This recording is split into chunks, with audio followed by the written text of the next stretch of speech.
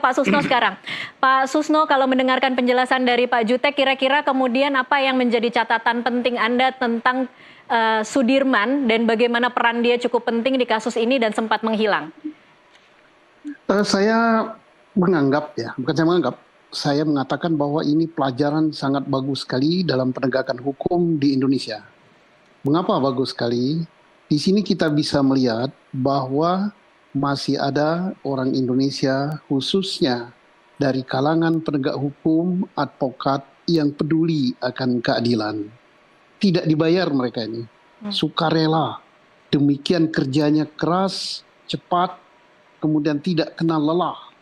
Koordinasi ke Jakarta, koordinasi ke LPSK, menjemput bola sampai ke LP, itu tidak dibayar semua. Mereka berkorban waktu, berkorban duit, berkorban tenaga. Berarti kita pupuslah harapan bahwa mengatakan bahwa advokat itu harus dibayar. Tidak. Masih ada yang kemanusiaannya tinggi seperti ini. Baik. Dan justru ini pukulan bagi aparat penegak hukum. Mestinya negara yang harus ngopini orang-orang yang seperti Sudirman ini. Dia dari kalangan tidak mampu, dia mempunyai kelemahan, mestinya negara yang peduli, yang mencarikan perlindungan ke LPSK, yang mencarikan psikolog. Karena orang yang dalam keadaan tidak sehat atau kurang kemampuan apa-apa, maka kesaksiannya itu meragukan. Nah, ternyata dia diperiksa dulu tidak mempertimbangkan kondisi kejiwaan dan sebagainya.